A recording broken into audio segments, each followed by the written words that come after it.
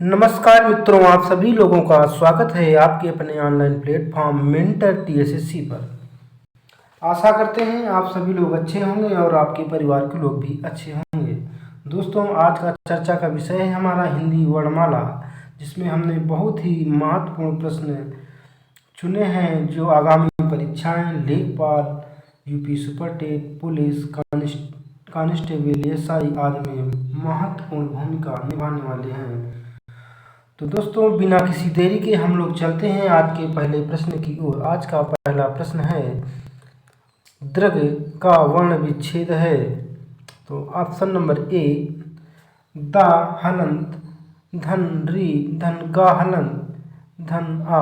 Option B दा धन रा धन उ धन गा। ऑप्शन सी दा धन री धन गा। ऑप्शन डी दा धन रा धन गा धन उ धन गा धन आ। दोस्तों, इसका सही उत्तर ऑप्शन नंबर ए होगा।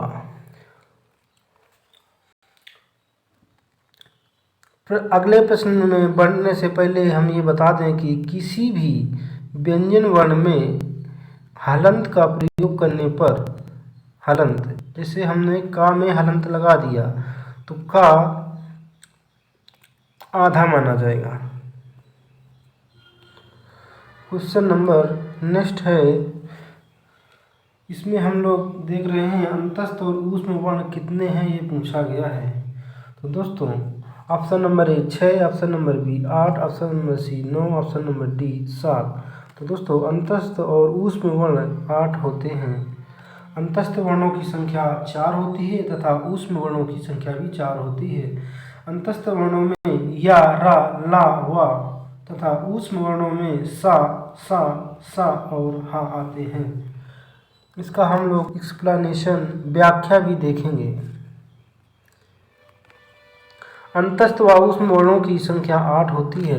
हिंदी वर्णमाला में कुल 22 ध्वनियाँ हैं या वर्ण हैं, जिनमें से 4 अंतस्थ व्यंजन तथा 4 ऊष्म व्यंजन हैं। वर्णमाला में या, रा, ला, वा वर्ण अंतस्थ व्यंजन हैं। अंताकरण से उच्चारित होने के कारण ये अंतस्थ कहलाती हैं। सा और हा ये व्यंजन ऊष्म कहलाते हैं। इनका उच्चारण घर्षण से उत्पन्न ऊष्म वायु से होता है। हम चलते हैं अगले प्रश्न की ओर। रा का विवरण है। दोस्तों, हमें बताना है रा क्या है। रा एक वस्वर व्यंजन है, लुंठित है, सघोष है, अल्प प्राण व्यंजन है। ऑप्शन नंबर बी वत्सर पार्श्विक सघोष महाप्राण व्यंजन।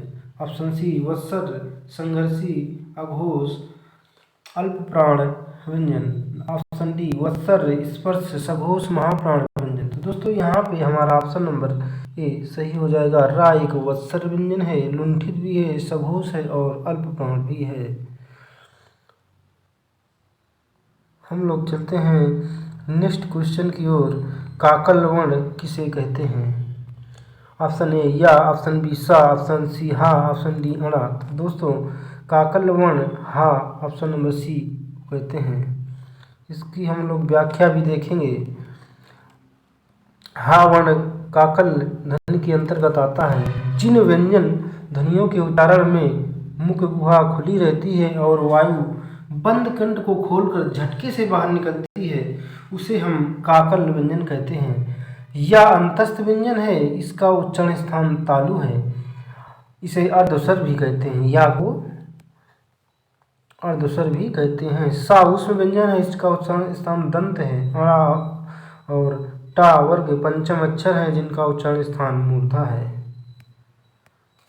दोस्तों, हम लोग चलते हैं अगले प्रश्न की ओर। या का उच्चारण स्थान क्या है। ऑप्शन ए ओष्ठ, ऑप्शन बी दांत, ऑप्शन सी मूर्धा, ऑप्शन सी तालु। तो दोस्तों, हमने जैसे ऊपर वाले क्वेश्चन में पढ़ा उसके अनुसार ऑप्शन डी सही है। या का उच्चारण स्थान तालु होता है। इसकी हम लोग व्याख्या भी देखते हैं।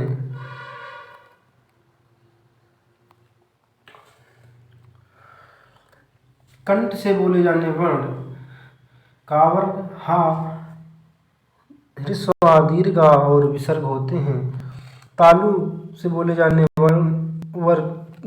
वाले वर्ण चाव के व्यंजन ह्रस्व ई, दीर्घ ई, या और सा आते हैं। मूर्धा से बोले जाने वाले वर्णों में टा वर्ग, रा, सा और री आते हैं। दंत से बोले जाने वाले वर्गों में ता वर्ग और ला और सा आते हैं। होष्ठ से बोले जाने वाले वर्णों में पा वर्ग और ह्रस्व ई और दीर्घ ऊ आते हैं। ह्रस्व ऊ और दीर्घ ऊ आते हैं।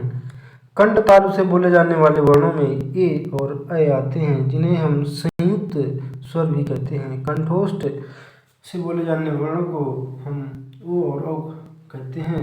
दंतोष्ठ से बोलने जाने वाला वर्ण वह है। क्वेश्चन नंबर 56, नेक्स्ट क्वेश्चन है हमारा, सभी महाप्राण वर्णों वाला वर्ग कौन सा है? तो दोस्तों हमें यहाँ पे बताना है वह कौन सा ऑप्शन है जिसमें सभी महाप्राण हैं। ऑप्शन ए खा छा ठा, ऑप्शन बी धा चा डा, ऑप्शन सी मा सा धा, ऑप्शन डी या दा और घा। तो दोस्तों महाप्राण वाला व्यंजन का समूह जो है हमारा ए नंबर ऑप्शन है, क्योंकि महाप्राण के अंतर्गत किसी भी वर्ग का दूसरा, चौथा तथा ऊष्म व्यंजन आते हैं। वहीं अल्प प्राण में पहला, तीसरा, पांचवा अंतस्थ व्यंजन तथा सभी स्वर आते हैं।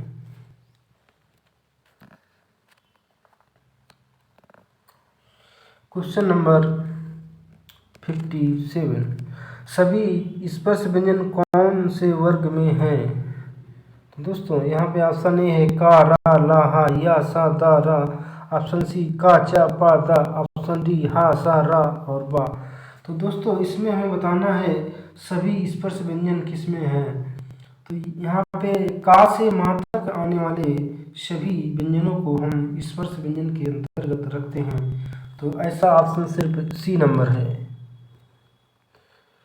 क्वेश्चन नंबर नेक्स्ट है, कंठ तालव्य कौन सा है? कंठ तालु, जो कंठ से और तालु से बोला जाए उसे कंठ तालव्य कहते हैं। ऑप्शन ए ह्रस्व दीर्घ, ऑप्शन बी रा सा, ऑप्शन सी ए ऐ, ऑप्शन डी आ और दीर्घ आ। यहाँ पे दोस्तों हमारा उत्तर जो है सी नंबर सही हो जाएगा, यही कंठ तालु से बोला जाता है। ऊ और दीर्घ ऊ का उच्चारण स्थान होष्ठ होता है, वहीं रा और सा का उच्चारण स्थान मूर्धा है।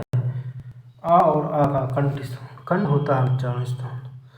क्वेश्चन नंबर नेक्स्ट है, स्पर्श व्यंजन कंठ ध्वनि, अघोष और महाप्राण ध्वनि कौन सी है? तो दोस्तों यहाँ पे हमें बताना है स्पर्श व्यंजन कंठ ध्वनि, अघोष और महाप्राण कौन कौन सा है। ऑप्शन ए का, ऑप्शन बी गा, ऑप्शन सी खा, ऑप्शन डी घा। तो दोस्तों यहाँ पे घा वर्ण जो है वो चारों में आता है। स्पर्श व्यंजन का से मा तक के वर्णों को हम कहते हैं। कंठ ध्वनि के अंतर्गत वे सभी वर्ण आते हैं जो का वर्ग में स्थित हैं। अघोष के अंतर्गत वे सभी वर्ण आते हैं जिन प्रथम और पहला वर्ण, दूसरा वर्ण, इसके अलावा सा सा सा यह घोष के अंतर्गत आते हैं। वहीं अल्प प्राण में दोस्तों वहीं महाप्राण, अल्प प्राण में पहला, तीसरा, पांचवा अंतस्थ और सभी स्वर आते हैं। वहीं महाप्राण में दूसरा और चौथा वर्ण इसके साथ साथ ऊष्म व्यंजन आते हैं। क्वेश्चन नंबर नेक्स्ट है, दंतोष्ठ ध्वनि कौन सी है? दोस्तों यहाँ पे ऑप्शन ए वा, ऑप्शन बी फा, ऑप्शन सी या, ऑप्शन डी रा। तो यहाँ पे हमारा उत्तर सही होता है ऑप्शन ए वा, दंतोष्ठ ध्वनि है। जबकि फा एक ओष्ठ ध्वनि है, या अंतस्थ है, तालु से बोली जाती है, रा लुंठित वर्ण है। क्वेश्चन नंबर नेक्स्ट है, जब एक ध्वनि का द्वित्व हो जाए तब वह क्या कहलाती है? तो दोस्तों इसका ऑप्शन नंबर ए है संयुक्त ध्वनि, ऑप्शन नंबर बी युग्मक ध्वनियाँ, ऑप्शन सी संपृक्त ध्वनियाँ, ऑप्शन डी परस्पर ध्वनियाँ। तो दोस्तों क्वेश्चन का आंसर हमारा ये है कि बी नंबर, जब एक ध्वनि का अवधित्व हो जाए तो वह युग्मक ध्वनि कहलाती है। ऑप्शन क्वेश्चन नेक्स्ट है, हमें इसमें पहचान करना है दीर्घ स्वर कौन सा है। ऑप्शन ए आ, ऑप्शन बी ओ, ऑप्शन सी ए, ऑप्शन डी ए। दोस्तों यहाँ पे दीर्घ स्वर आ है। ओ को हम संयुक्त स्वर कहते हैं, ए और ए भी संयुक्त स्वर हैं।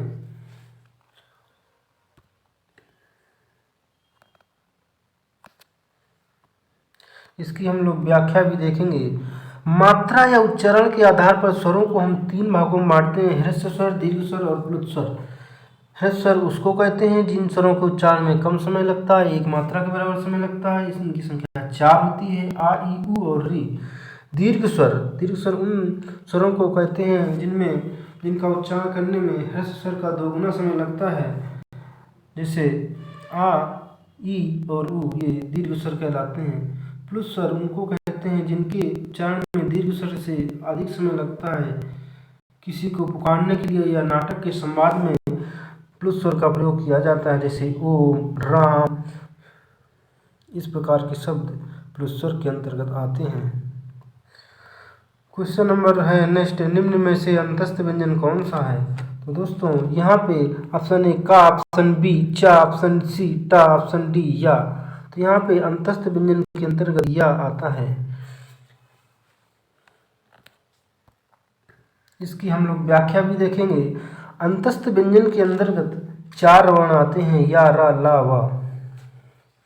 जबकि संयुक्त व्यंजन के अंतर्गत छा, त्रा, ज्ञा और स्रा आते हैं। छा का निर्माण का प्लस सा से होता है, त्रा का निर्माण ता और रा से होता है, ज्ञा का निर्माण जा और इया से होता है, जबकि स्रा का निर्माण सा और रा से होता है। उस व्यंजन की संख्या भी 4 होती है, सा, सा, सा और हा। सा को इसको हम तालव्य ध्वनि बोलते हैं, सा को मूर्धन्य ध्वनि बोलते हैं, सा को दंत ध्वनि कहते हैं, हा को कंठ ध्वनि कहते हैं।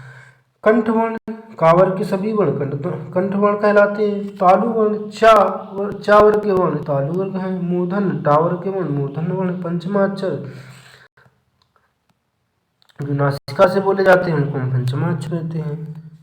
क्वेश्चन नंबर नेक्स्ट है, निम्न में महाप्राण व्यंजन कौन सा है। दोस्तों इसमें ये बताना है निम्न में से महाप्राण व्यंजन कौन सा है। जैसा कि हमें मालूम है प्रत्येक वर्ग का दूसरा, चौथा तथा ऊष्म वर्ण महाप्राण व्यंजन कहलाते हैं। तो दोस्तों ऑप्शन ए में ता, ऑप्शन बी दा, ऑप्शन सी भा और ऑप्शन डी मा है। तो इसमें हमें पहचान करना है कौन सा महाप्राण है। तो ऑप्शन सी भा महाप्राण के अंतर्गत आता है। क्वेश्चन नंबर नेक्स्ट है, निम्न में से अघोष वर्ण कौन सा है। दोस्तों बताना है ना अघोष वर्ण कौन सा है। ऑप्शन ए पा, ऑप्शन बी घा, ऑप्शन सी बा, ऑप्शन डी गा।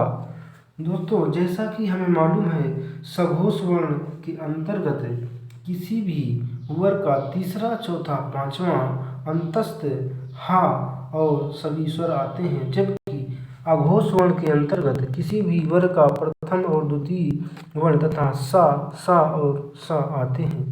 तो यहाँ पे दोस्तों हमारा आंसर जो है वो सही हो जाएगा ए नंबर पा।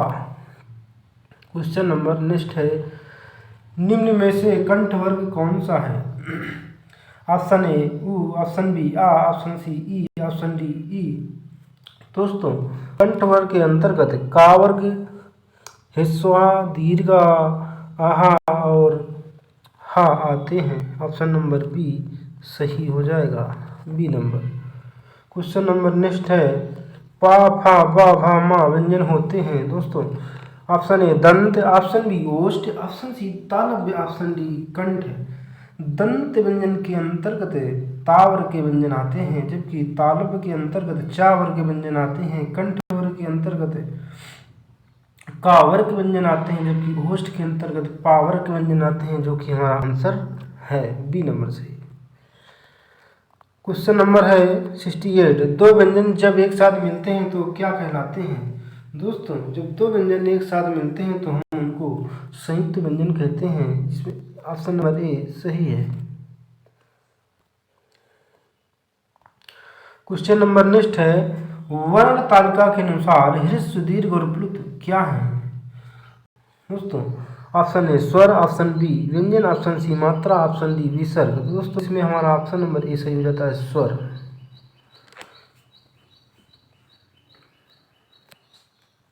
क्वेश्चन नंबर नेक्स्ट है, सघोष वर्ण कौन सा है? सघोष वर्ण कौन सा है? ऑप्शन ए पा, ऑप्शन बी था, ऑप्शन सी बा, ऑप्शन डी सा। तो दोस्तों जैसा कि हमें मालूम है, सघोष और अघोष किसे कहते हैं? सघोष वर्ण किसी भी वर्ग का तीसरा, चौथा, पांचवा अंतस्थ और हा इसके साथ साथ सभी स्वर सघोष कहलाते हैं। और वहीं अघोष किसी भी वर्ण का पहला, दूसरा, सा, सा और सा अघोष कहलाते हैं। तो यहाँ पे दोस्तों हमारा आंसर जो है ऑप्शन नंबर सी सही हो जाएगा। क्वेश्चन नंबर नेक्स्ट है, ऊष्म व्यंजन कौन सा है? दोस्तों ऑप्शन ए हा, ऑप्शन बी ला, ऑप्शन सी मा, ऑप्शन डी जा। तो ऊष्म व्यंजन दोस्तों ऊष्म व्यंजन 4 होते हैं, सा, सा, सा और हा। तो यहाँ पे हमारा आंसर ए नंबर हो जाएगा, क्योंकि कहते हैं जिन व्यंजनों का उच्चारण करते समय वायु मुख के किसी विशेष स्थान से स्पर्श खाकर निकले तथा ऊष्मा उत्पन्न करे तो उसे हम ऊष्म संघर्षी व्यंजन कहते हैं। इनकी संख्या 4 होती है, सा, सा, सा और हा। क्वेश्चन नंबर नेक्स्ट है, हिंदी वर्णमाला में अंतस्थ व्यंजन कौन से हैं? तो दोस्तों हिंदी वर्णमाला में अंतस्थ व्यंजन 4 होते हैं, या, रा, ला, वा। यहाँ पे हम लोग देखते हैं इसका आंसर बी नंबर सही है। इसकी व्याख्या भी हम लोग देखते हैं, चा, छा, जा और झा को हम स्पर्श व्यंजन कहते हैं, जबकि या, रा, ला, वा को अंतस्थ व्यंजन कहते हैं। सा, सा, साह को उसमें संघर्षी व्यंजन कहते हैं। छा, त्रा, ज्ञा और स्रा को संयुक्त व्यंजन कहते हैं, संयुक्त व्यंजन। नेक्स्ट क्वेश्चन है, हिंदी वर्णमाला में उस व्यंजन कौन से हैं? ऑप्शन ए चा, छा, जा, झा, ऑप्शन बी टा, ठा, डा, ड़ा, ऑप्शन सी ता, था, दा, धा, ऑप्शन डी सा, सा, सा, हा। तो दोस्तों जैसे कि प्रश्न में पूछा गया ऊष्म व्यंजन, तो ऊष्म व्यंजन के अंतर्गत सा, सा, सा, हा आते हैं। क्वेश्चन नंबर नेक्स्ट है, हिंदी भाषा में कुल वर्ण लिपियाँ हैं? तो दोस्तों हिंदी भाषा में कुल वर्ण लिपियाँ हैं 52। Option A 44, option B 33, option C 52, option D 48। तो हिंदी भाषा में कुल वर्ण लिपियाँ हैं 52, जिसकी हम व्याख्या भी देखेंगे।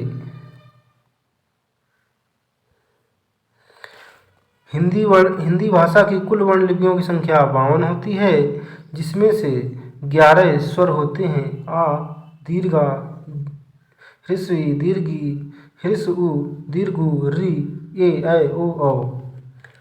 इसमें का वर्ग में 5 व्यंजन आते हैं, चा वर्ग में 5 व्यंजन आते हैं, टा वर्ग में 5 व्यंजन आते हैं, ता वर्ग में 5 व्यंजन आते हैं, पा वर्ग में 5 व्यंजन आते हैं।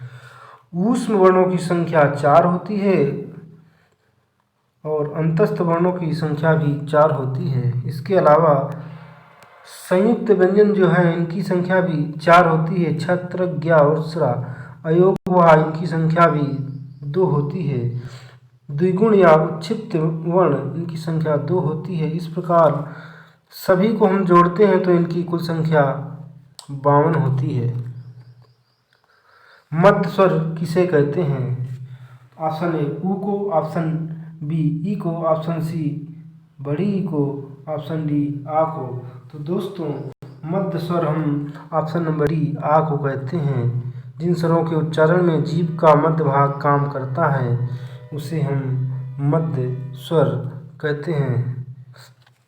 तो दोस्तों आज का सेशन यहीं तक, तब तक के लिए जय हिंद।